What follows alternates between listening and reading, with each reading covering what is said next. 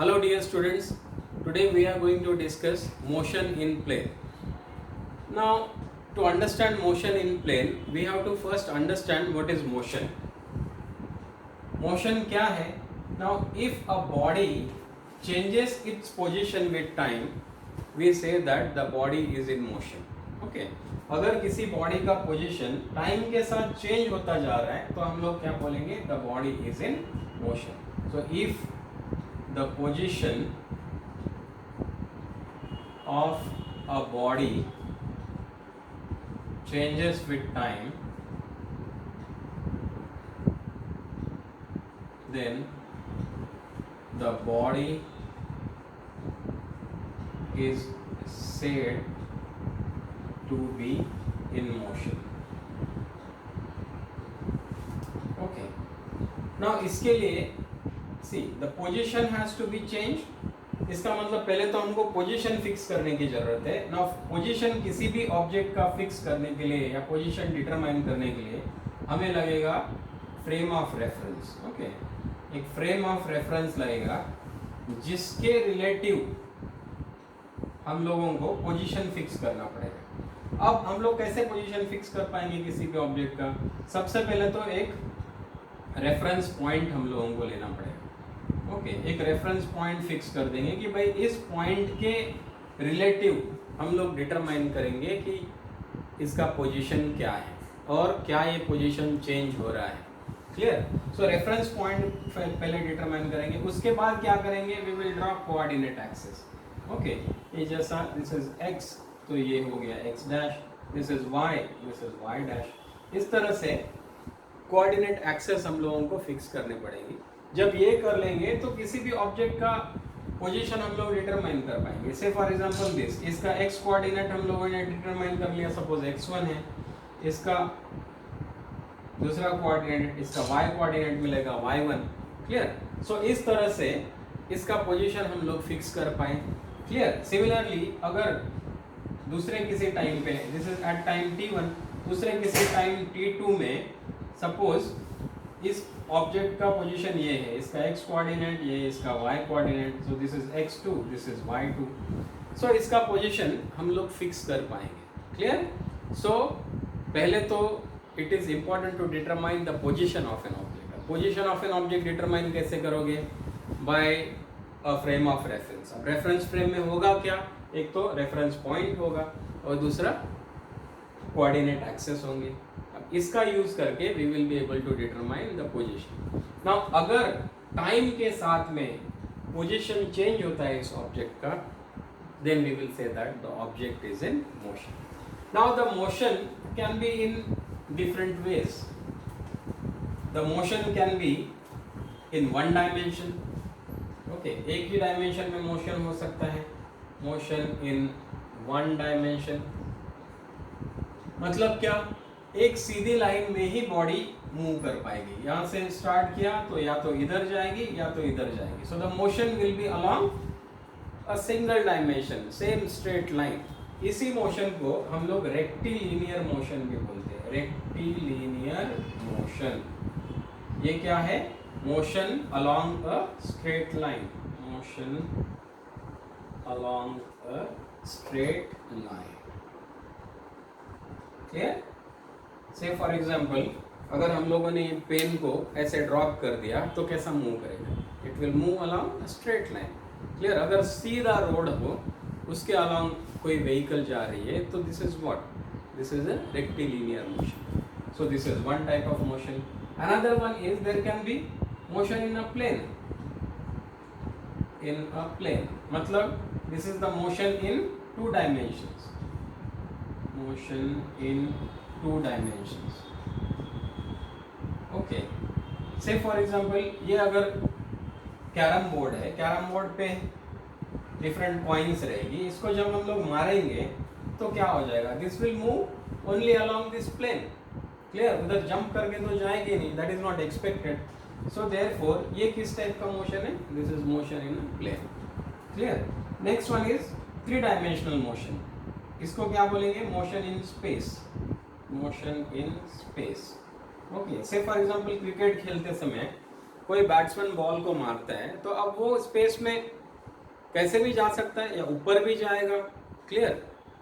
तो this is the motion in space, this is motion in 3 dimensions, motion in 3 dimensions. Okay, आराम से बताते चलेंगे, everything will be clear, we will be able to solve any problem of board exams as well as entrance exams after learning this topic. So ये 3 different types के motions हो सकते हैं। हम लोग जो अभी स्टडी करेंगे that is rectilinear motion or motion in 1 dimensions. Okay, this is rectilinear motion. Now as I have already described to you, rectilinear motion होता क्या है? The motion along a straight line is called as rectilinear motion. अब होगा क्या, एक point हम लोग fix करेंगे, रेफरेंस पॉइंट से ओरिजिन बोलेंगे हम लोग इसको, या तो इस तरफ मोशन हो सकता है या तो इस तरफ मोशन हो सकता है, but it will be only along this straight line. Okay, now इस मोशन को कंप्लीटली समझ पाने के लिए, क्योंकि हम लोगों ने पहले ही दिन डिस्कस किया था कि भाई फिजिक्स में हम लोग करते क्या है, we study different physical phenomena and we try to completely understand and explain them. Clear? कोई भी physical phenomena है उसको completely हम लोग कैसे समझ पाएंगे या उसको completely explain कैसे कर पाएंगे, ये हमारा subject matter है physics में। Okay, तो इस motion को, rectilinear motion को अगर completely समझना है तो कुछ terms, कुछ चीज़ें हम लोगों को, कुछ concept समझना जरूरी है। The first one is distance, और इसी को हम लोग बोलेंगे पाथ लेंथ। देखो हम लोग क्या बोल रहे हैं कि ऑब्जेक्ट का मोशन होगा, सपोज ऑब्जेक्ट यहां से यहां मूव कर रहा है, क्लियर, और वापस यहां से यहां पे मूव कर रहा है, तो इसमें हुआ क्या, suppose the distance is 5 metres, तो 5 मीटर्स यहाँ जाएगा, 5 मीटर्स यहाँ आएगा, what is the total distance और total path length covered by it, that is 5 + 5 that is equal to 10 metres. Clear? So distance और path length is the total distance covered by an object during the motion, या फिर total distance covered by an object between the initial time and the final time, इसी को हम लोग क्या बोलेंगे, distance और path length. So this is what the total path length covered by an object during its motion. Okay, अब चाहे जैसा भी जाए, क्लियर, से फॉर एग्जांपल कोई एक मॉर्निंग वॉकर है, वो यहाँ से स्टार्ट करता है, यहाँ से 1 किलोमीटर ऐसे जाता है, वापस 1 किलोमीटर ऐसे चला आता है, और फिर 1 किलोमीटर या जितना भी डिस्टेंस हो, फिर 1 किलोमीटर सपोज इधर चला आता है। Clear? So what is the path length, total path length covered 1 kilometre plus 1 kilometre plus 1 kilometre, कितना हो गया, 3 किलोमीटर्स। ओके, सो पाथ लेंथ में कौन से डायरेक्शन में जा रहा है, that is not important. In distance or path length, the direction is not important. What is the total distance covered, that is important. Clear? So क्या ये scalar quantity है या vector quantity है? Of course, this is a scalar quantity. Why? Because there is no direction. Clear? Direction का कोई requirement नहीं है. So this is a scalar quantity. इसका SI unit is the same as that of length, that is meter. Clear? और dimension L. Okay, so dimension is L, length है ना after all, so this is your distance. Next important concept is displacement. ये दोनों concept हम लोग साथ में पढ़ते जा रहे हैं, क्योंकि एक बेसिक डिफरेंस है ये दोनों के बीच में, जो हम लोगों को समझना जरूरी है to understand the motion completely. Displacement होता क्या है? See, it is the shortest distance between the initial position and the final position of an object.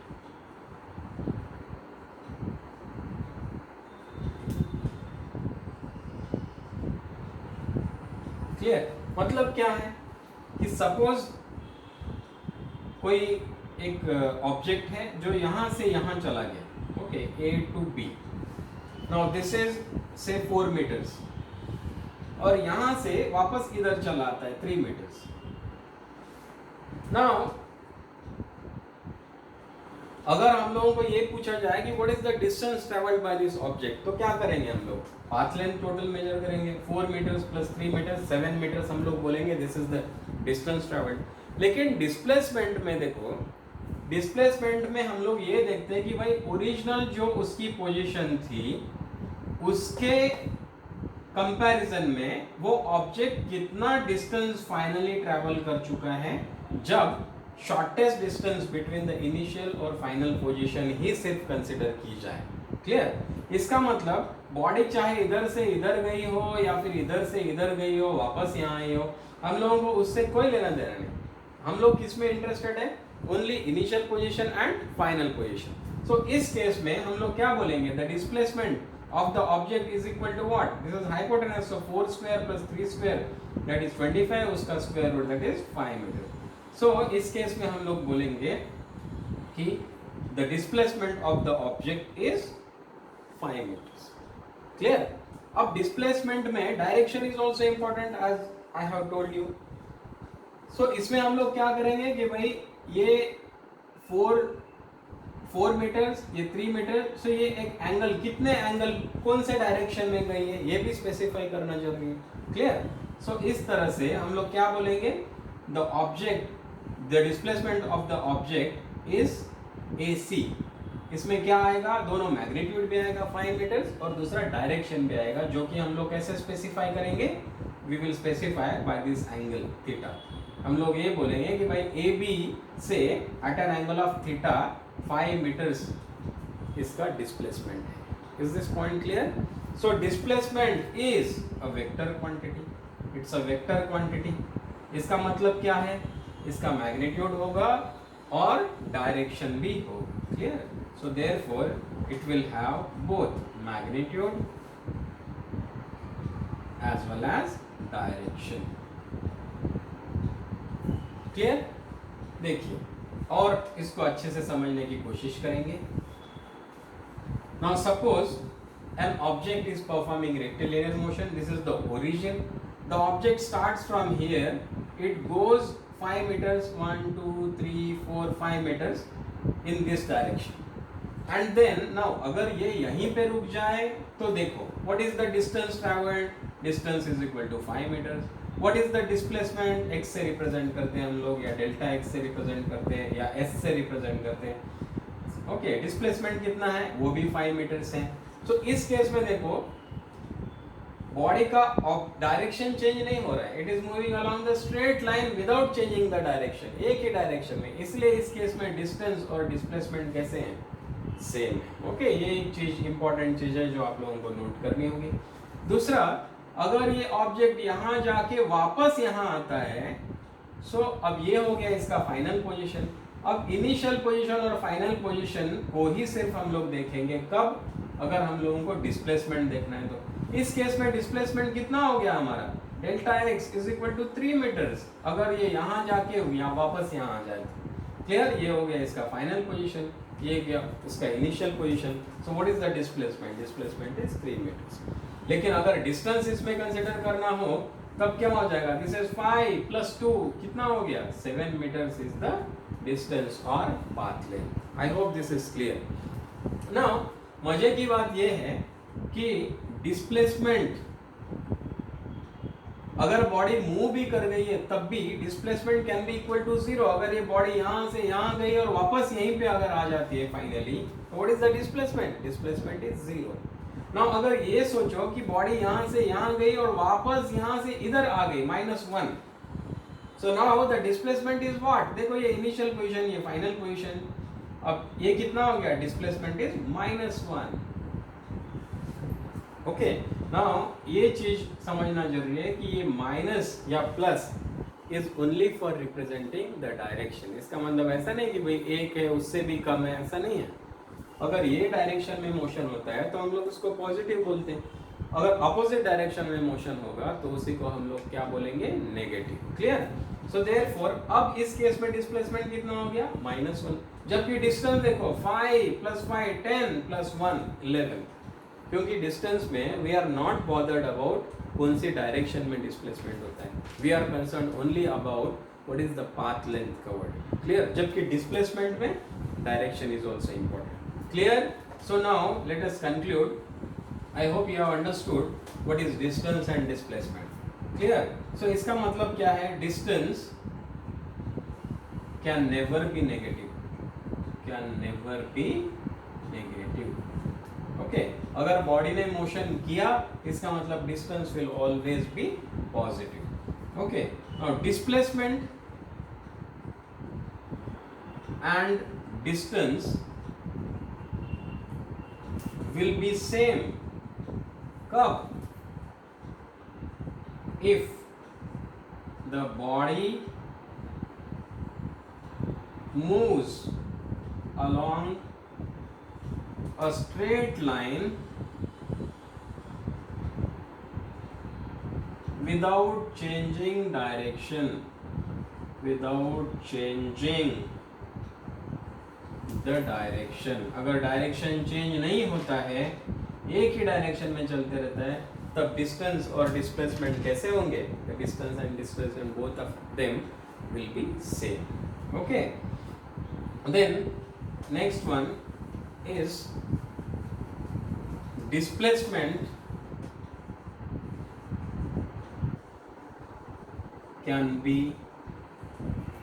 0, okay, it can be positive और नेगेटिव ऑल्सो।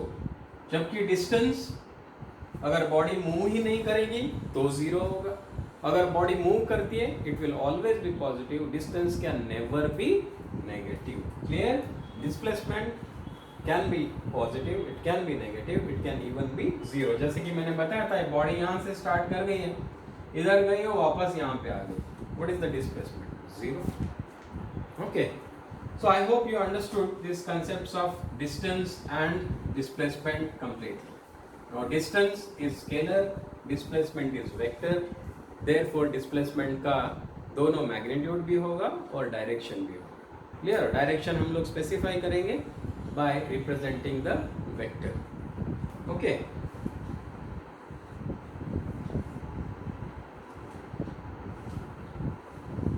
चलो हम लोग तो मोशन इन वन डायमेंशन देख रहे हैं, इसलिए we will not go into motion in plane.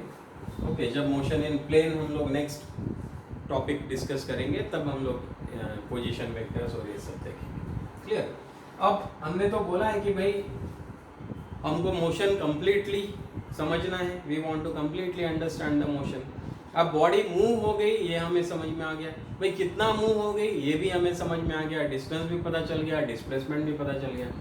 Now दो तरीके हो सकते हैं, बॉडी यहाँ से यहाँ जा सकती है, सपोज 5 किलोमीटर्स का डिस्टेंस है तो ये सेम बॉडी वॉक करते करते भी जा सकते हैं, सपोज कोई इंसान है तो, या तो फिर ये कोई व्हीकल से भी जा सकता है। अब दोनों केसेस क्या सिमिलर है, दोनों केसेस क्या सेम है, नहीं, जबकि दोनों में हम लोग डिस्टेंस या डिस्प्लेसमेंट जो भी है वो तो एक्सप्लेन कर ही सकते हैं, वो मेंशन कर ही सकते हैं, लेकिन is the description complete, the description और understanding of this motion is not complete yet. इसमें एक और डायमेंशन आएगा कि भाई कितना टाइम लिया ये मोशन परफॉर्म करने के लिए। ओके, इसीलिए अगला चीज जो हमें समझना है वो है speed.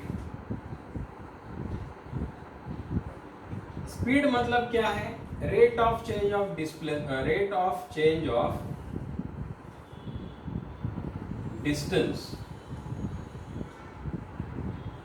With respect to time, मतलब टाइम के साथ में कैसा डिस्टेंस कैसा चेंज हो रहा है, that is called as speed.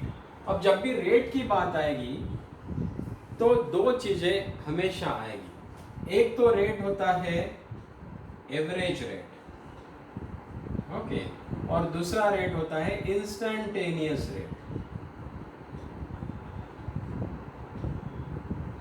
Instantaneous rate. Clear? अब एवरेज रेट में होता क्या है, सपोज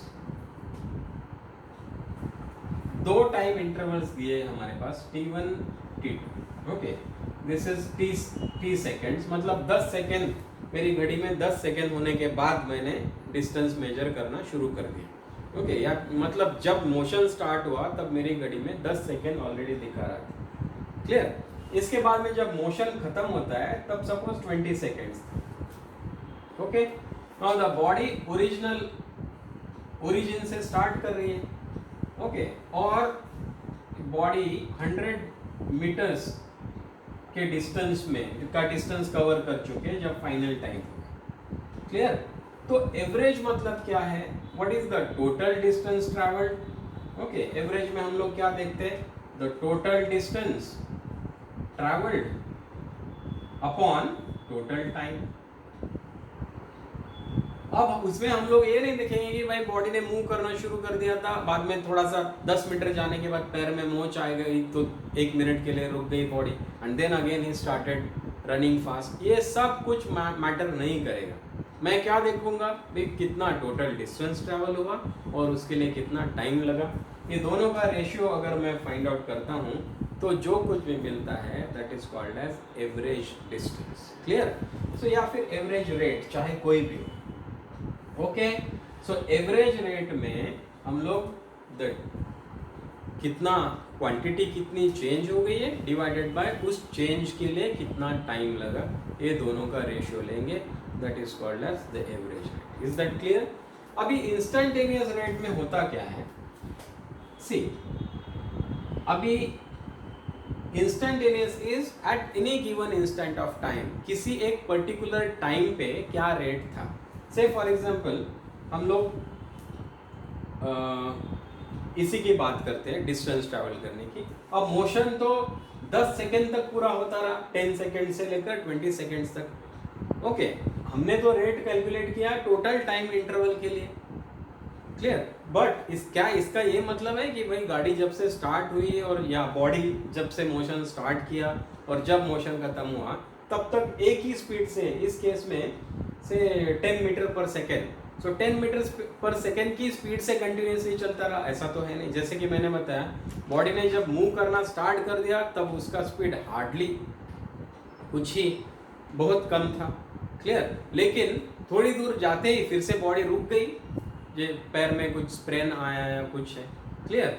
तो तब उसका स्पीड वापस कम हो जाता है। तो स्पीड तो continuously from beginning to end constant तो रहता नहीं है, इट कीप्स ऑन चेंजिंग।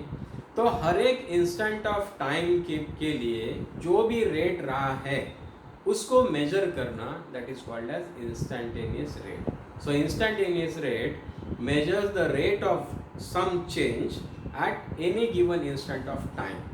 लेकिन चेंज मेजर ही करना है मतलब क्या है, इस टाइम पे कुछ तो भी वैल्यू होगी, फॉर सम अदर टाइम कुछ और वैल्यू होगी, उन दोनों के बीच का डिफरेंस मेजर करना और उसको दो टाइम इंटरवल्स के बीच में, ये दो टाइम्स के बीच में जो इंटरवल है उससे डिवाइड करना, ये तो जरूरी है रेट मेजर करने के लिए।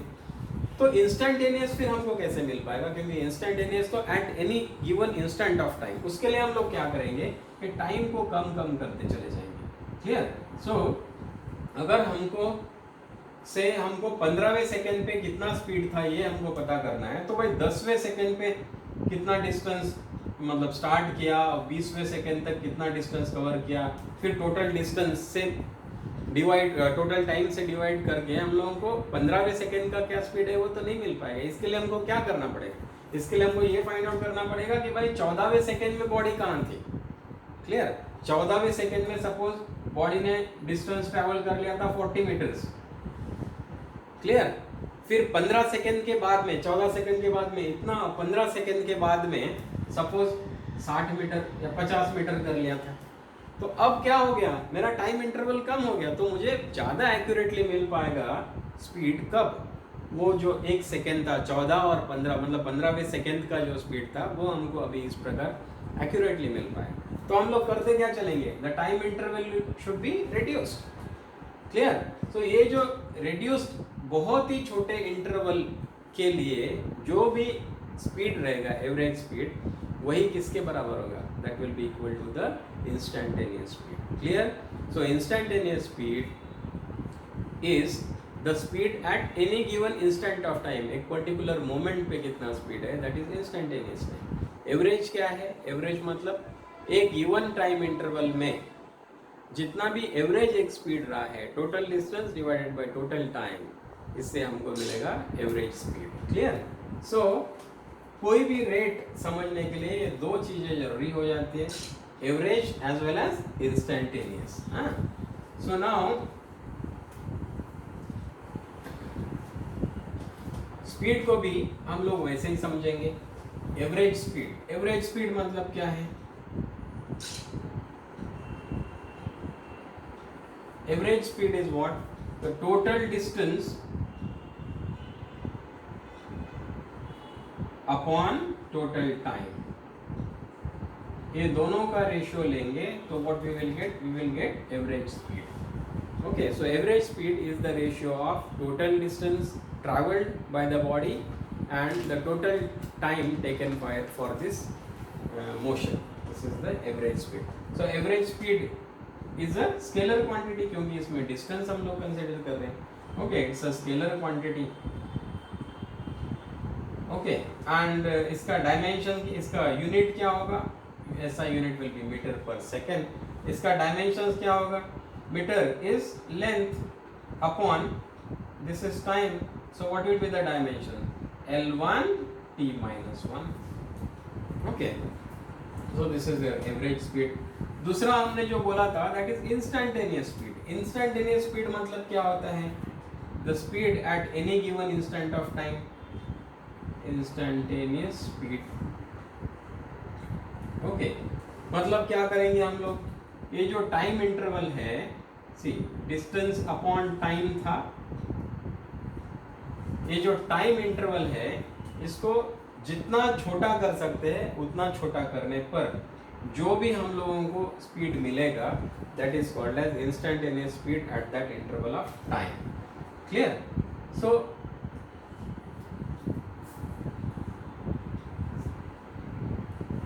Instantaneous speed,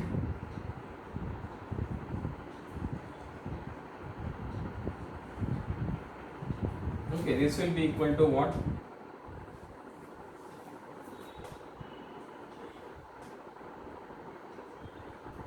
speed at any given instant of time। okay, this is obtained by making the time interval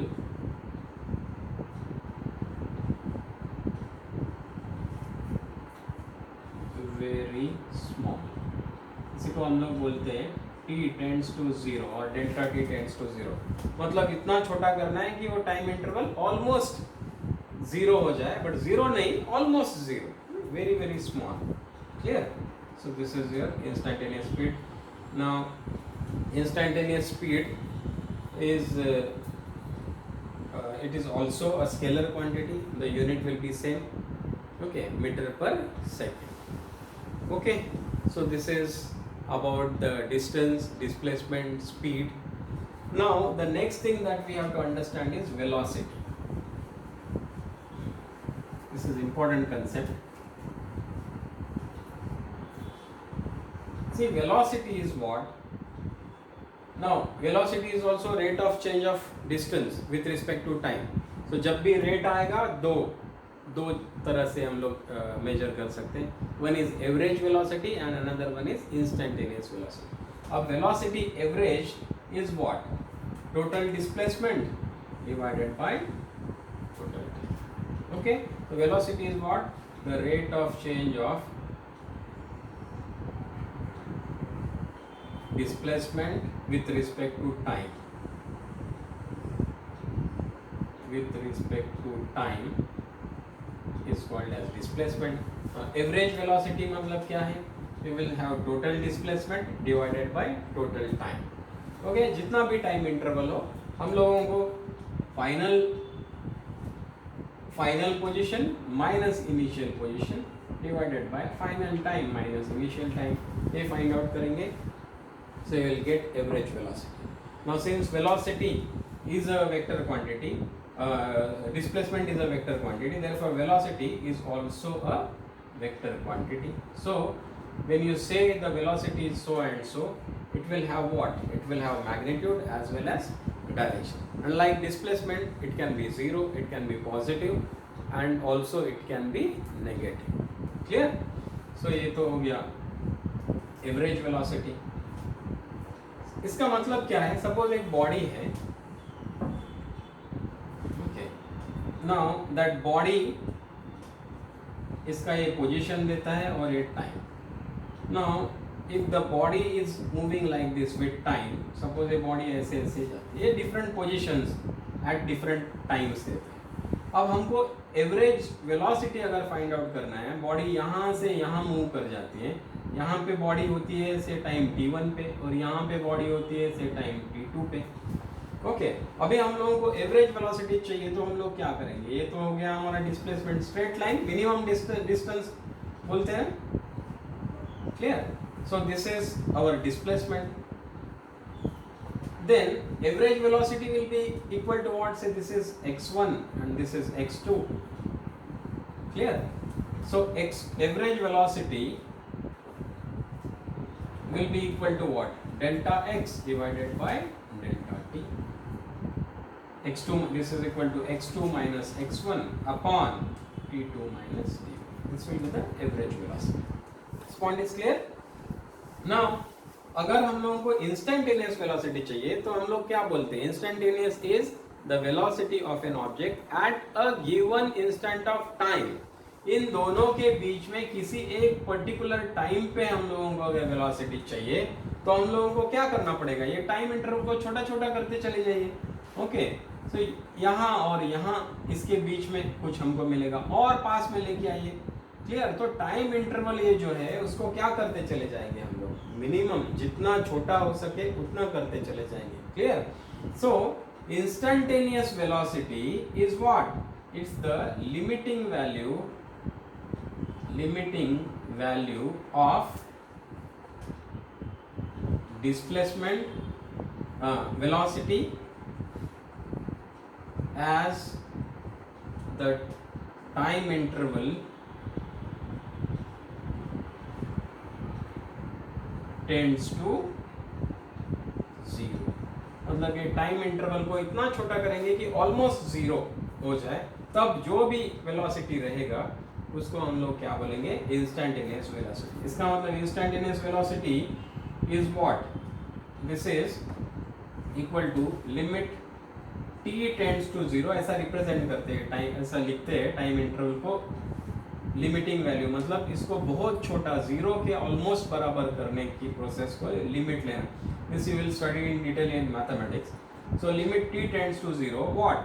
delta x divided by delta t. ये सारी चीज को हम लोग ऐसा भी लिख सकते हैं, dx बाय dt. ओके, ये वेक्टर है तो हम लोग ऐसा वेक्टर से रिप्रेजेंट करेंगे. Clear? So this is the rate of change of displacement with respect to time. Derivative में हमने देखा था ना. Okay, so this is your dx by dt. अब ग्राफ में देखिए, जैसा जैसा टाइम इंटरवल छोटा छोटा करते जाएंगे वैसे वैसे ये देखो, ये 2 पॉइंट्स में इस कर्व को इंटरसेक्ट करता है. अभी कम कम करते चले जाएंगे तो फाइनली क्या होगा? फाइनली ये तो एक स्ट्रेट ही लाइन है. अब किसी कर्व को एक ही पॉइंट में टच करने वाली लाइन को हम लोग क्या बोलते हैं? This is called as what? Tangent. What is this called? Tangent. So ये जो tangent है, इसका स्लोप अगर हम लोग फाइंड आउट करेंगे, हम लोग नेक्स्ट लेक्चर में डिटेल में डिस्कस करेंगे कि ये स्लोप क्या होता है और डिफरेंट ग्राफ्स के बारे में हम लोग स्टडी करेंगे. क्लियर? सो ये जो tangent है, इसका स्लोप अगर हम लोग फाइंड आउट करेंगे तो वो हमको क्या देगा? This will give the instantaneous velocity of that body at this time t. Clear? So this is your instantaneous velocity. Clear? So average velocity मतलब total displacement upon total time, instantaneous velocity मतलब velocity at a given instant of time, उसके लिए हमको time interval छोटा करना पड़ेगा। Clear? सो किसी भी गिवन पॉइंट में किसी भी ऑब्जेक्ट का इंस्टेंटेनियस वेलोसिटी कितना है ये फाइंड आउट करने के लिए, सपोज इस टाइम पे हमको फाइंड आउट करना है, तो हम क्या करेंगे, इस पॉइंट पे टेंजेंट निकालेंगे, ये पोजीशन टाइम ग्राफ है ना, this is the position versus time graph. Okay, वहां पे ये टेंजेंट निकालेंगे, तो उस टेंजेंट का जो भी स्लोप होगा, ओके, वो क्या देगा हमको, इंस्टेंटेनियस वेलोसिटी। क्लियर? ये स्लोप तो आप लोगों ने 9th-10th में देखा ही होगा, लेकिन फिर भी हम लोग उसको क्लियर करेंगे नेक्स्ट लेक्चर जो होगा। आई एक्सप्लेन इन डिटेल कि भाई स्लोप क्या है, कैसा होता है, पॉजिटिव कब होता है, नेगेटिव कब होता है, कर्व्स का स्लोप हम लोग कैसे फाइंड आउट करेंगे। Okay, so this is all about the distance, displacement, speed and velocity. I hope this is clear to you. ये इनिशियल स्टार्टिंग के जो कंसेप्ट है, they are very very important for you to understand the physics as we move ahead. Okay, इसलिए इनको master करते चलना है। मैं हर एक चीज़ क्लियर करता चला जाऊंगा, लेकिन आप लोगों को क्या करना होगा, you will have to do some hard work. Okay, concept को समझना है, उसके बेसिस पे जितने भी क्वेश्चंस दिए जाते हैं या क्वेश्चन बैंक से आप लोगों के पास है, वो सॉल्व करते चलना है। क्लियर? और कहीं डाउट है तो वापस देखना है, फिर भी डाउट है तो do let me know so that I can clear it in some other way. Clear? By giving some more examples. Okay, I hope you follow the things that I am telling you completely. Okay, thank you very much for watching this video.